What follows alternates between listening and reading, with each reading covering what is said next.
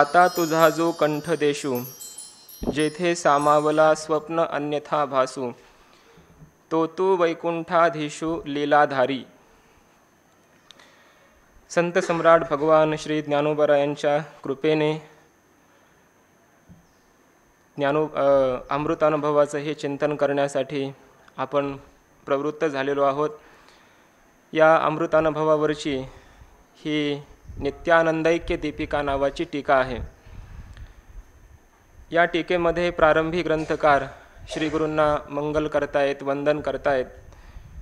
श्रीगुरू हे एक ब्रह्मतत्व आहे अशा स्वरूपानं श्रीगुरूंचं वंदन करून श्रीगुरूंच्याच चित स्वरूपाच्या ठिकाणी झालेलं स्फुरण म्हणजे ईश्वर आहे, त्या सगुण निराकार किंवा अभिन्न निमित्त उपादान कारण असणाऱ्या ईश्वरालाही वंदन केलं. त्यानंतर त्याच ईश्वर स्वरूपाच्या ठिकाणी असणारी जी ब्रह्मविद्या रूपी सरस्वती वाग्देवता, जी त्या ईश्वराची प्रसन्नता आहे, त्याची प्रसन्नता प्राप्त झाली की ब्रह्मविद्या प्राप्त होते. परमात्म्याच्या कृपेशिवाय हे ज्ञान होत नाही, म्हणून त्याची प्रसन्नता प्राप्त झाली की ब्रह्मविद्या प्राप्त होते. म्हणून त्याची प्रसन्नता हीच कोणी ब्रह्मविद्यारूपी सरस्वती, त्या सरस्वतीलाही वंदन केलं.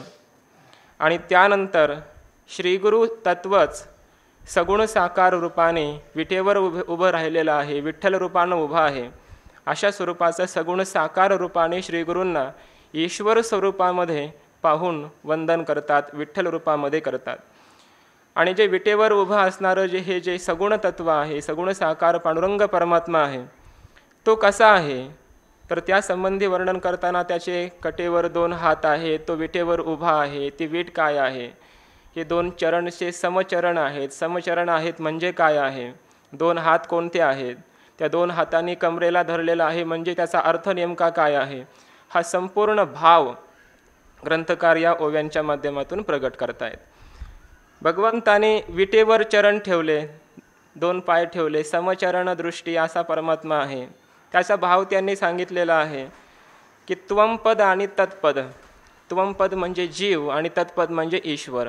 मोडोनी त्वमपद आणि तत्पदाला मोडून म्हणजे जीवेश्वर भाव नाहीसा करून मी एक कोणी ईश्वर आहे आणि माझे हे भक्त आहेत, उपासक आहेत, अशा प्रकारचा भाव मोडून अंतःकरणामध्ये भाव न ठेवता हा परमात्मा सच्चिदानंद रूपाने समत्वाने या विटेवर उभा आहे. अशा प्रकारचा समचरण या शब्दाचा अर्थ ग्रंथकारांनी सांगितलेला आहे.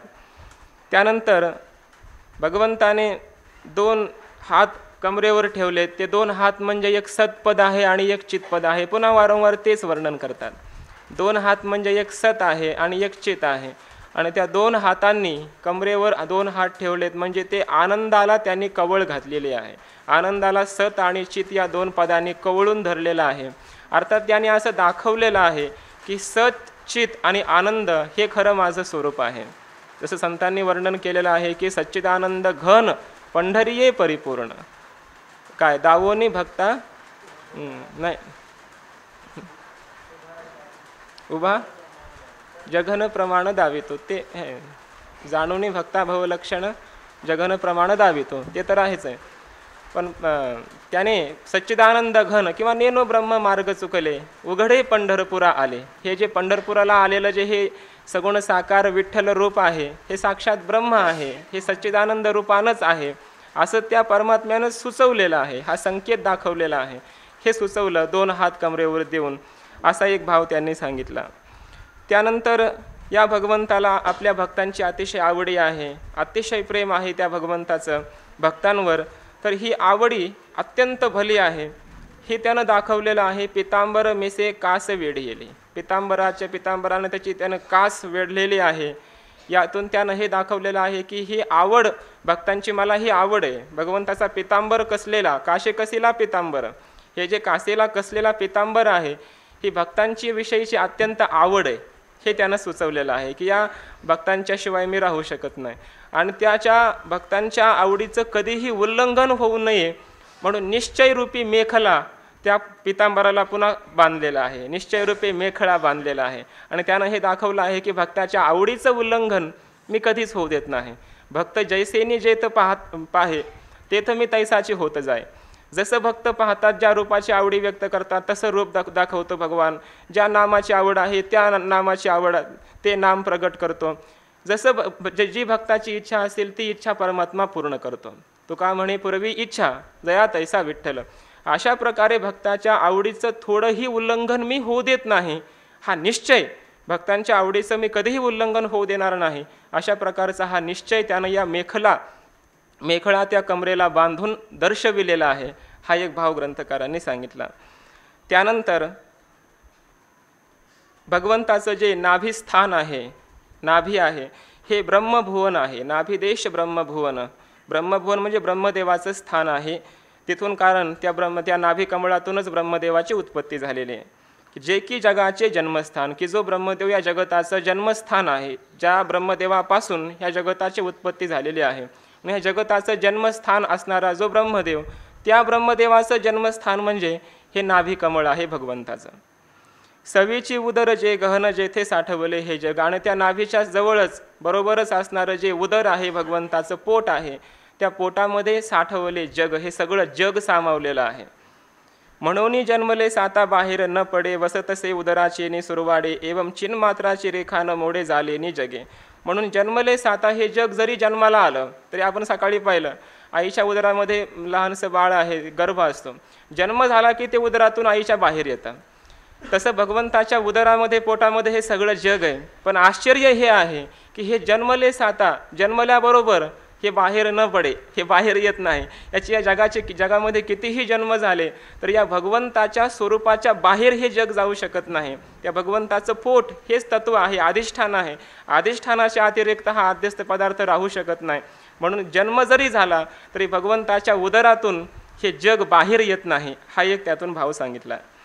वसतसे उदराचे नि सुरवाडे. आणि हे सगळं जग ह्या उदराच्या, त्या भगवंताच्या ज्या अधिष्ठानाच्या सुखाने वसतसे हे राहत आहे. त्या अधिष्ठानाची सत्ता, अधिष्ठानाचं ज्ञान आणि अधिष्ठानाचं ब्रह्मस्वरूपाचा आनंद हे जर मिळाले नाही जगाला तर हे न वसतसे हे जग जिवंतच राहू शकत नाही. म्हणून त्या उदरामध्ये असणारं ब्रह्मस्वरूप म्हणजे उदर, ते अधिष्ठान आहे. आणि त्या अधिष्ठानाची सत्ता, चैतन्य आणि आनंद घेऊन हे जग राहत आहे. कारण याला स्वतःची सत्ता नाही, आनंद नाही. म्हणून एवं चिन्मात्राची रेखा न मोडे झालेनी जगे. झालेनी जगे, हे जग झालं, उत्पन्न झालं तर ही चिन्मात्र स्वरूप असणारा भगवान, त्या भगवंताची रेषासुद्धा, चिन्मात्रत्वाची रेषासुद्धा उल्लंघन होत नाही. म्हणजे कितीही जग निर्माण झालं तरीसुद्धा परमात्मा जशाच तसाच आहे, जो का त्यो आहे. त्याच्यामध्ये काहीही फरक पडत नाही.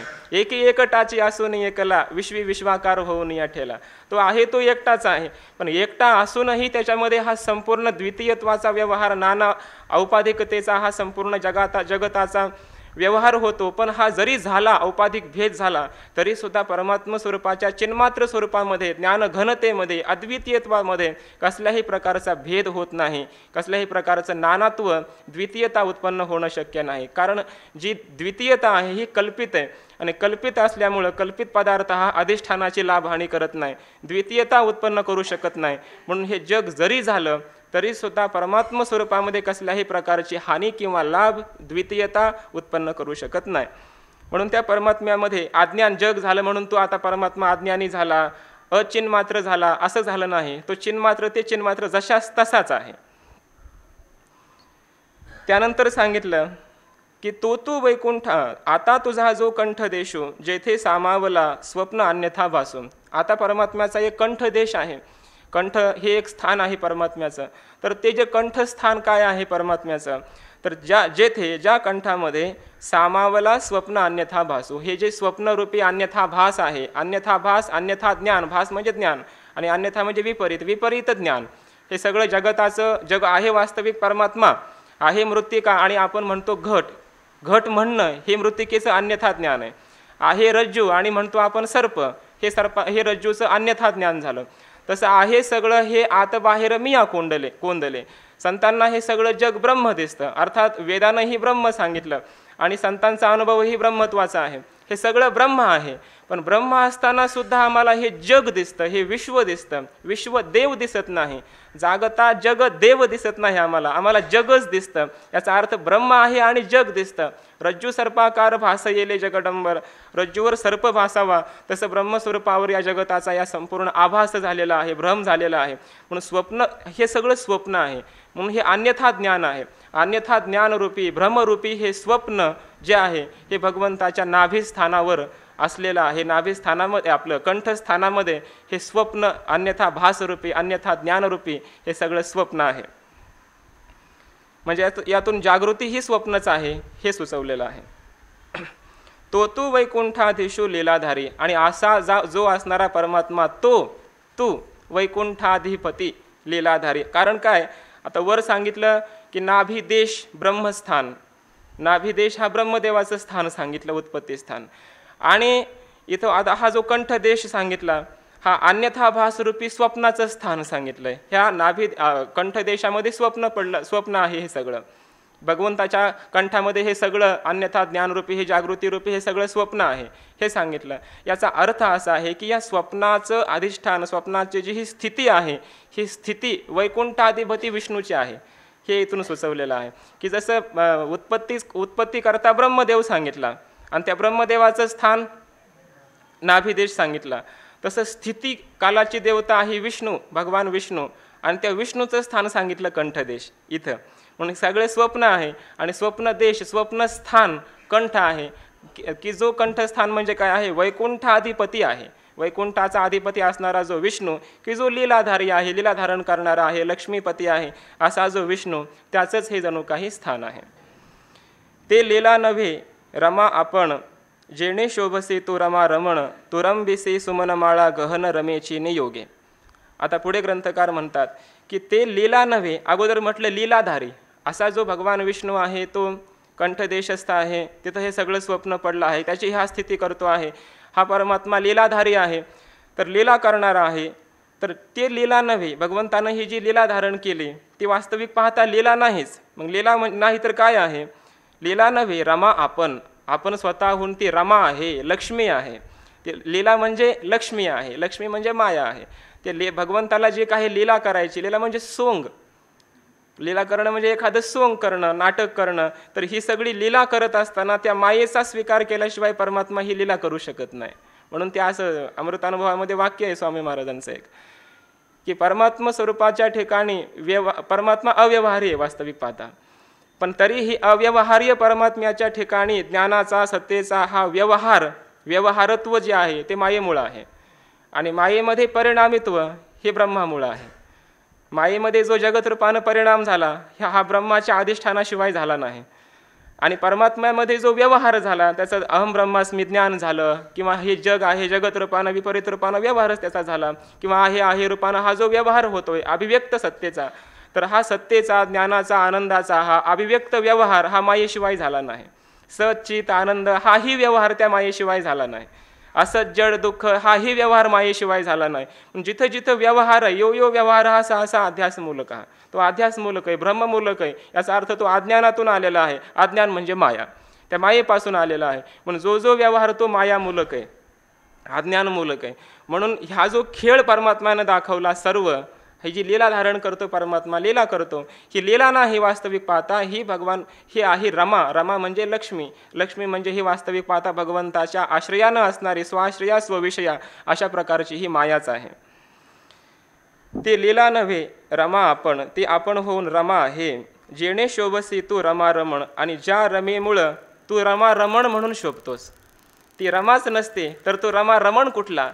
म्हणून तू जे रमा रमण आहेस, त्या रमेशी म्हणजे क्रीडा करणारा, त्याच्याशी रममान होणारा असा जो तू रमा रमण आहेस, श्रीरंग आहेस, असा जो तू आहेस, की तुझ्यामध्ये जी ही श्रीरंगता आहे, रमा रमणता आहे, ही कुणामुळं आहे, की जेने ज्या रमेमुळं आहे. अर्थात सच्चिदानंद रूपानं हा जो परमात्मा विलसत आहे, हे जे सगळं परमात्म्याचा व्यवहार होतो आहे, हे जे चैतन्याची शोभा शोभत असे असं जे हे सगळं होत आहे, हे सगळं त्या मायेमुळं रमेमुळं होत आहे. म्हणून ती खऱ्या अर्थाने लीला नाही भगवंताची, ती रमा आहे, अर्थात माया आहे, की ज्या मायेमुळं भगवान परमात्मा स्वरूपाच्या ठिकाणी रमा रमणता आलेली आहे. त्या रमेशी रमण करणारा, क्रीडा करणारा, रमून जाणारा असं आम्ही त्या भगवंताला म्हणतो. हे कुणामुळे म्हणतो? त्या रमेमुळं म्हणतो. नाहीतर तो रमारमण नाही, जिथं रमाही नाही म्हणून त्यामुळे तो रमारमणही नाही. वास्तविक तो आहे राम आहे तो खऱ्या अर्थानं. तो रमन्ते योगिनः यस्मिन् असा तो खऱ्या अर्थानं रामच आहे. पण तो राम या मायेच्या आधारानं जगरूपानं फाकतो आणि पुन्हा अहम ब्रह्मास्मी इत्यादी श्री गुरूंच्या मुखातून आल्या तत्वमसी आदी महावाक्याच्या द्वारे त्याचं ज्ञानही ज्ञानाचाही व्यवहार होतो. हा जो संपूर्ण व्यवहार झाला हे त्या रमेशी रमण होणं, त्या रमेशी त्या मायेशी खेळणं अशाच प्रकारचा जणू काही व्यवहार आहे. म्हणून त्या रमेमुळंच काय माहिती आहे का, हे जे काही व्यवहार होतोय असत जड दुःखाचा किंवा सच्चित आनंदाचा, ज्ञानाचा किंवा अज्ञानाचा, हा संपूर्ण व्यवहार मायेमुळंच आहे. अगोदर अज्ञान आहे, अज्ञान म्हणजेच माया आहे आणि अज्ञान सापेक्ष जे ज्ञान आहे हे ज्ञानही मायाचं आहे. म्हणून अहमब्रह्म, जसं अहमब्रह्म तो का म्हणे अहमब्रह्म आडयोनेदी भ्रम असं म्हणतो आपण. म्हणजे अहमब्रह्म ही सुद्धा खऱ्या अर्थानं मेलेली अविद्या मानली अमृतानुभवामध्ये. जिती अविद्या जैसी अन्यथा ज्ञानाते किवसी तेची यथा बोधेसी निमालेनी उठी. जिती अविद्या अन्यथा ज्ञान म्हणजे जिवंत अविद्या. हे जगत सत्य आहे, जगत रूपानं पाहणं, मी जीव आहे, हे जग आहे, हे जिवंत अविद्या आहे. हे जग नाही, हे जग मिथ्या आहे आणि मी जीव नाही, मी ब्रह्म आहे, ही मेलेली अविद्या आहे. ही सुद्धा मेलेली अविद्या आहे. म्हणून ही मेलेली अविद्या म्हणजे ज्ञान आणि जिवंत अविद्या म्हणजे विपरीत ज्ञान. म्हणून हे ज्ञान आणि विपरीत ज्ञान आणि हे जे यथार्थ ज्ञान हा जो व्यवहार आहे किंवा अज्ञान, हा संपूर्ण व्यवहार त्या मायामूलक आहे, त्या मायेमुळं घडलेला आहे. म्हणून हे मायेशिवाय परमात्म्यामध्ये कसल्याही प्रकारचा सच्चिदानंदत्वाचा सुद्धा व्यवहार होऊ शकत नाही, ज्ञानाचाही व्यवहार होऊ शकत नाही. म्हणून या मायेच्या द्वाराच जणू काही तो परमात्मा विलसत आहे, रममाण होतो आहे. म्हणून त्याला रमारमण अशा प्रकारचं म्हणतात. जेणे शोभसे तू रमारमण तुरंबिसी सुमनमाळा गहन रमेची नियोगे. आणखी त्या रमेच्या संबंधानं काय काय प्राप्त झालं याला, तर सुमनमाळा गहन सुमनमाळा तुरंबिसी, अतिशय सुंदर अशा प्रकारचे जे सुमन म्हणजे पुष्प आहेत, फुलं आहेत, त्यांच्या माळा ती तुरंबिशी तू स्वीकारतोस, त्या तू हुंगतोस, त्यांना तू घेतोस, त्यांचा स्वीकार करतोस. भक्तांनी ज्या काही सुमनमाळा अर्पण केल्या त्या तू स्वीकारतोस. याचा अर्थ असा आहे, हा जरा वाच्यार्थ झाला की भक्तांनी एखादी पुष्पाची माळा भगवंताला अर्पण केली आणि तो भगवंतानं स्वीकारलं, हेही त्या मायेच्या शिवाय घडलं नाही. पण यातला लक्षार्थ असा आहे की भक्त निष्काम कर्मरूपी सुमनमाला भगवंताला अर्पण करतात आणि भगवंत ही ती सुमनमाळा स्वीकारतो आणि मग तो प्रसन्न होतो आहे ना. तया सर्वात्मका ईश्वरा स्वकर्म कुसुमांची वीरा पूजा किलया होया पारा तोषा लागी मग तिये पूजे रिझलेनी आत्मराजे वैराग्य सिद्धी दे जय पसाये तया. हे स्वकर्मरूपी कुसुमांची माला या भगवंताला अर्पण भक्त करतात आणि ही अर्पण केलेली माला स्वीकारून हा भगवान परमात्मा प्रसन्न होतो. हा जो सगळा व्यवहार होतोय हा सुद्धा रमेचेने योगे, त्या रमेच्या माध्यमातून. कारण अर्पण करायचं म्हटलं की त्या परमात्म्याला ईश्वरत्व पाहिजे आणि अर्पण करणारा जीव पाहिजे, उपासक पाहिजे. उपास्य आणि उपासक भाव आहे आणि उपासक त्या परमात्म्याला आपली सगळी कर्म समर्पण करतो. म्हणजे समर्पण आहे, एक समर्पण करणारा आहे आणि समर्पण ज्याला केलं तो आहे. हा जो त्रिपुटीचा व्यवहार आहे हा मायेमुळेच घडलेला आहे. म्हणून हे अज्ञानामध्येच हा व्यवहार आहे. रमेच्या योगानं प्राप्त झालेला हा संपूर्ण व्यवहार स्वीकारून तो रमारमण झालेला आहेस. तुरंबिसी वनमाळा गहन रमेची नियोगी. रमेच्याच योगानं, या मायेच्याच योगानं सुमनमाळा गहन अशा प्रकारची सुमनमाळा तुरंबिसी. आता यावरी जो शिरोभाग जो की उपनिषदांचाही उपरभाग जेणे देखणेनी हे जग देखणेची आघवे अवघे. आता यानंतर यावरी जो शिरोभाग सांग. आता यानंतर जो शिरोभाग आहे भगवंताचा मस्तकाचा भाग आहे, वरचा भाग. सांग म्हणजे संपूर्ण भाग, संपूर्ण हा सांग शिरोभाग, संपूर्ण हा मस्तकाचा जो भाग आहे त्याचा काय आहे. तसं हाताची उपमा किंवा हाताच्या ठिकाणीचे जे दोन हात आहेत, दोन चरण आहेत, त्याचा कंठदेश, नाभिस्थान वगैरे हे सगळं त्याच्यामध्ये रूपक साधून त्यातला व्यंजनार्थ सांगितला, त्यातले भाव सांगितले. तसं याचं मस्तक म्हणजे काय आहे, हा मस्तकाचा शिरोभाग म्हणजे नेमका काय आहे ते सांगतात. जो की उपनिषदांचाही उपरभाग, जो उपनिषदांच्याही वरचा भाग आहे तो भगवंताचा शिरोभाग आहे, मस्तकाचा भाग आहे. आता वेदांत म्हणजे वेदाचा शिरोभाग म्हणजे वेदांत म्हणजे उपनिषद, वेदाचा शिरोभाग म्हणजे उपनिषद आहेत आणि उपनिषदाचा शिरोभाग म्हणजे उपनिषदाने प्रतिपादन केलेलं तत्व आहे, ब्रह्म आहे. त्या उपनिषदांनी सांगितलेलं तत्व ब्रह्म. तर हा जो उपनिषदांचाही उपरभाग, उपनिषदांच्याही वर असणारा जो भाग आहे म्हणजे जे ब्रह्मतत्व आहे, ते ब्रह्मतत्वच जणू काही भगवंताचा शिरोभाग आहे. म्हणजे हे जे ज्ञानकांड आहे हा शिरोभाग आहे, किंवा ज्ञान प्रतिपादित जो परमात्मा आहे ते परमात्म तत्व हा भगवंताचा शिरोभाग आहे, हे त्यानं दाखवलेलं आहे. आता यावरील जो शिरोभाग सांग, जो की उपनिषदांचाही उपरभाग, जेणे देखणेने हे जग देखण्याची आघवे. की जो शिरोभाग आहे, सांग आहे, तो कोण आहे? उपनिषदांच्या वरचा भाग आहे. म्हणजे नेमकं काय आहे ते? उपनिषदांच्याही वर नियम आहे म्हणजे नेमकं काय आहे ते? तर ते सांगतात की जेणे, की ज्याने देखणेने हे जग देखण्याची अवघे. जेणे देखणेने, की ज्या द्रष्ट्याच्या, देखणा म्हणजे द्रष्टा, पाहणारा, ज्या द्रष्ट्याने हे जग, हे संपूर्ण दृश्य जग देखण्याची अवघे. हे जगही सगळं द्रष्टा झालेलं आहे. कारण जे जे दृश्य आहे ते 18व्या अध्यायामध्ये हा संपूर्ण विषय गेलेला आहे की ज्ञानी महात्मा ज्या ज्या पदार्थाला पाहतो ते ते होत जाये तयाचेची रूप, असं ज्ञानोबाराय म्हणतात. की त्या त्या पदार्थाला तो स्वभिन्नत्वाने पाहतच नाही. हे संपूर्ण हे आत बाहेर मिया कोंदले, किंवा चराचर आपणची झाला, अशा प्रकारचा तो ज्ञान. कारण तत्व तो झालेला आहे आणि तत्व म्हणजेच हे संपूर्ण विश्व आहे, सर्वम खल्विदम ब्रह्म आहे. असा तो ब्रह्मरूप झाला असल्यामुळे जो तो त्याच्या अंतःकरणाची वृत्ती ज्या ज्या इंद्रियाद्वारा बाहेर जाईल आणि पदार्थांना पाहिल, त्या त्या पदार्थांना तो मी या रूपानंच पाहतो. म्हणून दृश्य नावाचा पदार्थ शिल्लकच राहत नाही. जे दृश्य आहे अज्ञान दशेमध्ये, ते दृश्यही आता ज्ञान दशेमध्ये द्रष्टा होऊन जातं. म्हणून जे काही जगत आहे, दृश्य आहे, हे दृश्यही ज्या देखण्यामुळं देखणंच झालेलं आहे, म्हणजे द्रष्टाच झालेला आहे. असा जो केवळ द्रष्टा, आता दृश्य राहिलं नाही आणि दृश्य सापेक्ष असा द्रष्टा नाही, तर दृंग मात्र असं जे द्रष्टृ चैतन्य, जे ब्रह्मचैतन्य, असा जो भाग आहे हा मस्तकाचा वरचा भाग आहे. जेणे देखणेने हे जग देखण्याची अवघे. नाना ते देखती खूण, नाना म्हणजे अथवा, ते देखती खूण, किंवा ते जे आहे उपर भाग, उपनिषदांचाही वरचा भाग म्हणजे काय आहे? ते देखती खूण आहे, ते पाहण्याची खूण आहे. भगवंताला कसं पाहावं? भगवंता जो जे द्रष्टृ, जो भगवान परमात्मा आहे, तो द्रष्टा कसा आहे, ही पाहण्याची खूण, पाहण्याचा संकेत. मला तुम्ही कसं पहा, मला माझ्याकडे पाहत असताना असं दृंग मात्र द्रष्टृत्वानं पहा, ही खूण त्या भगवंतानं दाखवलेली आहे. इथं जिथं जिथे खूण शब्द आला त्याचा अर्थ संकेत असा आहे. त्या भगवंतानं विविध आकार करून, विविध कृती करून एक प्रकारचा संकेत भक्तांना दाखवलेला आहे. तर उपनिषदांचाही वरचा भाग म्हणजे हा शिरोभाग आहे. तर हा शिरोभाग मस्तकाच्या रूपानं, या मस्तक जे आहे भगवंताचं, या मस्तकाच्या संकेतातून त्यानं हे दाखवलं की माझ्याकडे बघत असताना तुम्ही या रूपानं बघा, माझ्याकडे पहा. आपण कुणाचंही मस्तक पाहत असतो, जय हरी घालताना आपण पायाकडे बघून किंवा इकडं तिकडे बघून जय हरी घालत नाही. त्याच्याकडे पाहून, मस्तकाकडे, चेहऱ्याकडे बघून आपण जय हरी घालत असतो. कारण जय हरी तेव्हाच घालतो जेव्हा चेहरा पाहिलेला असतो. चेहराच नाही पाहिला तर आपण जय हरी कसं काय घालणार? नमस्कारच करू शकत नाही, कारण ओळखणारच नाही कोण आहे ते. पण चेहऱ्याकडे बघून आपण नमस्कार घालतो. तसं तुम्ही जेव्हा मला नमस्कार करण्यासाठी याल तेव्हा तुम्ही माझा चेहरा बघाल, माझा शिरोभाग, मस्तक भाग हा बघाल. तर हा जो शिरोभाग आहे हा उपनिषदांचाही वरचा भाग आहे की जो द्रष्टा रूपानं आहे, की ज्या द्रष्ट्यामुळे हे दृश्य राहिलं नाही, हे जगही द्रष्टाच झालेलं आहे. असा जो वरचा भाग आहे हा संकेत या रूपानं दृंग मात्र द्रष्टा मी आहे असं मला पाहून नमस्कार करा. हे संकेत, ही खूण त्या भगवंतानं दाखवलेली आहे.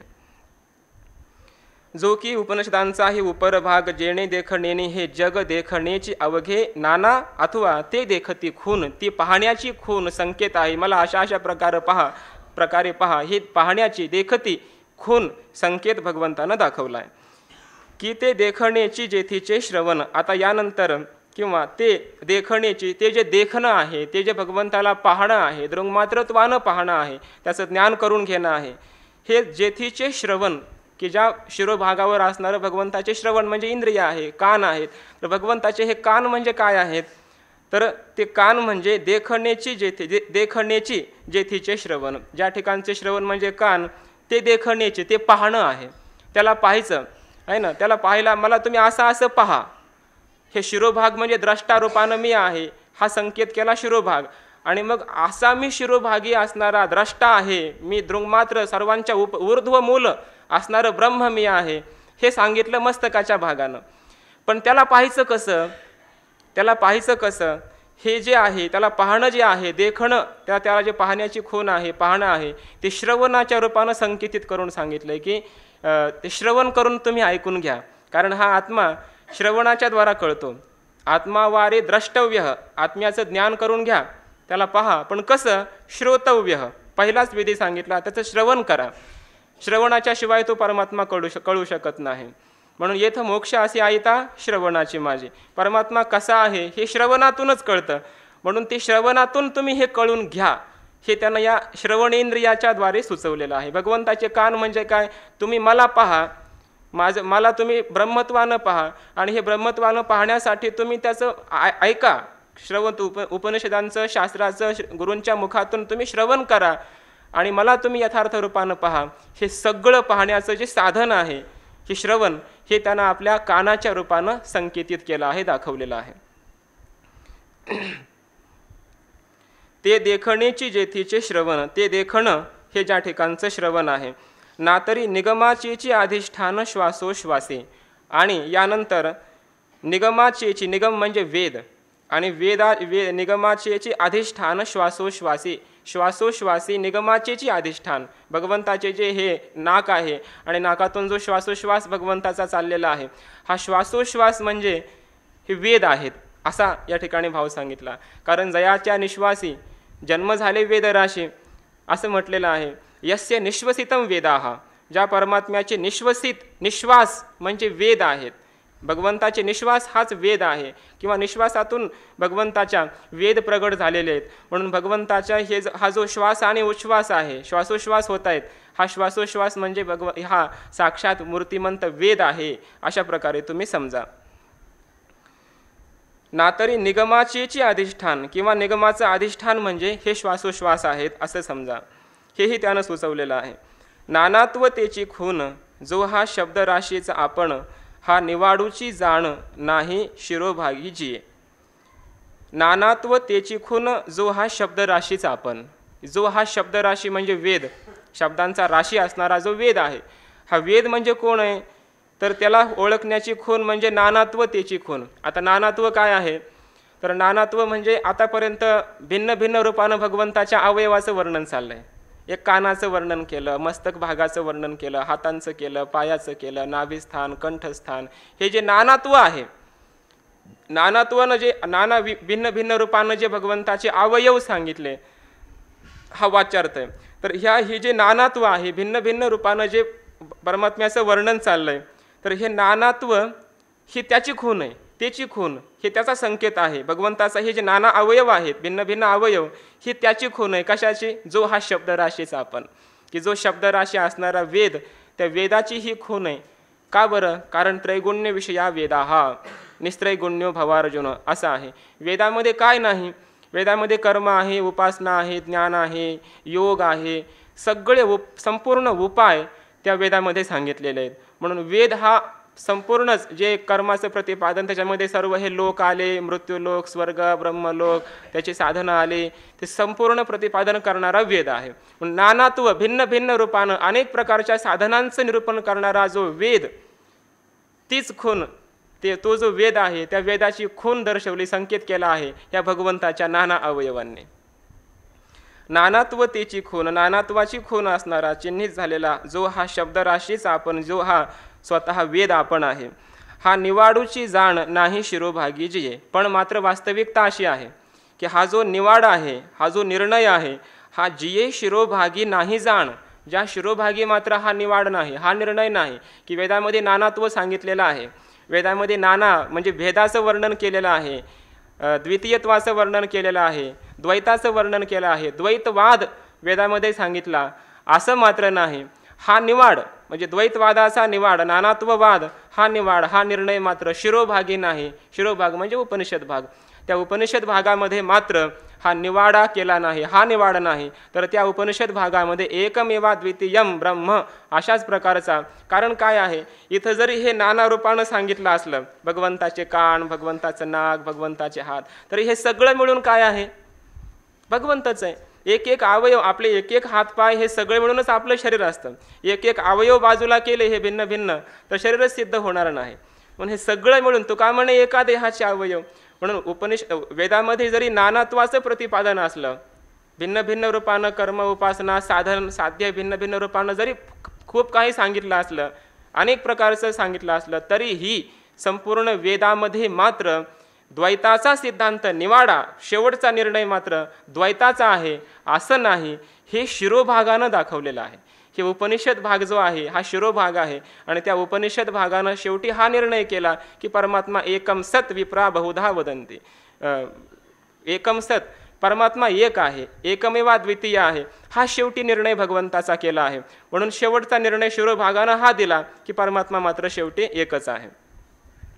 कारण शिरोभाग म्हणजे मस्तक आणि पायापासून जेवढे अवयव आहेत हे सगळे मिळून मस्तकापर्यंत एकच आहे. म्हणून शेवटी मस्तकामध्ये हा निवाडा हा दिला की हे सगळे अवयव मिळून एकच भगवान आहे, परमात्मा आहे. तसं संपूर्ण वेदामध्ये एकच तत्व सांगितलेलं आहे. नानात्वतेची खून जो हा शब्द राशीचा आपण हा निवाडूची जाण नाही शिरोभागी जिये. ज्या शिरोभागी मात्र हा निवाडू नाही, हा निर्णय नाही. कशावरून? तर उपनिषदामधील एक श्रुती, एक संमत म्हणून, प्रमाण म्हणून या ठिकाणी दिलेली आहे. येन वा पश्यती, येन वा शृणोती, येन वा गंधान जिग्रती, येन वा वाचम करोती इत्यादी अशी श्रुती दिलेली आहे. येन वा पश्यते की ज्या परमात्म्यामुळं, परमात्म्याच्या द्वारे हा जीव येन पश्यते, ज्या परमात्म्याच्या मुळं हा पाहतो, तो परमात्म्याचं अस्तित्व आहे म्हणून हा जीव काहीतरी पाहतो. येन वा शृणोती, त्या परमात्म्याच्या अस्तित्वामुळं, येन वा त्या परमात्म्यामुळंच शृणोती, हे सगळी लोक किंवा हे जीव शृणोती म्हणजे ऐकतात. येन वा गंधान जिग्रती, त्या परमात्म्यामुळे हा गंधाचा सुगंध घेत असतो, जिग्रती म्हणजे वास घेत असतो. येन वा वाचम करोती, किंवा ज्या परमात्म्यामुळे हा जीव वाचम करोती म्हणजे वाणी करतो, बोलणं होतं, हे जे आहे त्या परमात्म्यामुळे होत आहे. ईशावास्यामध्ये अशा श्रुती आल्या, यन मनसा न मनुते येनाहुर मनोमतम तदेव ब्रह्मत्वम विद्धी नेदम यदिदम उपासते यद्वाचा अनभ्युदेतम येन वागाभ्युदेते. ज्याला वाणी प्रकाशित करू शकत नाही पण ज्याच्यामुळं वाणी प्रकाशित होते. मन ज्याला पाहू शकत नाही, विचार करू शकत नाही, पण ज्याच्यामुळे मन विचार करतं. प्राण ज्याच्यामुळं जिवंत नाही तर ज्याच्या प्राणामुळे तो जिवंत नाही तर ज्याच्यामुळे प्राण जिवंत आहे. यत प्राणेन न प्राणिते येन प्राणः प्रणीयते असं म्हटलंय. म्हणजे हे जी सगळी इंद्रिय आपापल्या कार्यामध्ये रत आहे ते ज्या परमात्म्यामुळं आहेत, अशा प्रकारे परमात्म्याचं स्वरूप सांगितलं. आता आपण वास घेतो, आपण म्हणजे जिग्रती, पश्यती, शृणोती, हे जरी भिन्न भिन्न असलं तरी हे ज्या तत्वापासून होतंय ते तत्व मात्र एकच सांगितलं. येन पश्यती, येन जिग्रती, हे सगळं जरी सांगितलं, येन शृणोती वगैरे, तरी हे सगळं येन जो आहे, असा जो परमात्मा आहे तो परमात्मा मात्र एकच सांगितला. म्हणून शेवटी उपनिषदाचा हा निर्णय झाला की जरी हे भिन्न भिन्न व्यवहार होत असले इंद्रियांच्याद्वारे, तरीसुद्धा हे ज्याच्यामुळं होता तो परमात्मा मात्र एकच आहे, त्याच्यामध्ये कसल्याही प्रकारचा भेद नाही. हा विषय शिरोभागी असणाऱ्या उपनिषदामध्ये सांगितला. म्हणून शिरोभाग म्हणजे भगवंताचा मस्तक भाग, तोच उपनिषद आहे. आणि त्या उपनिषदांच्या माध्यमातून भगवंतानं हे सुचवलंय की भिन्न भिन्न जरी हे जगामध्ये व्यवहार होत असले तरीसुद्धा हे ज्याच्यामुळं होता तो परमात्मा मात्र एकच आहे.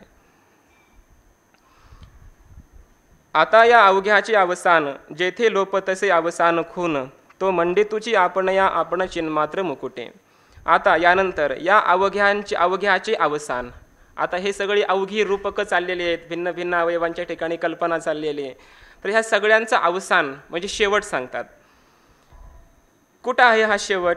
जेथे लोपतसे अवसान खून, की ज्या ठिकाणी अवसान खून म्हणजे शेवटची खून ही सुद्धा लुप्त होऊन जाते.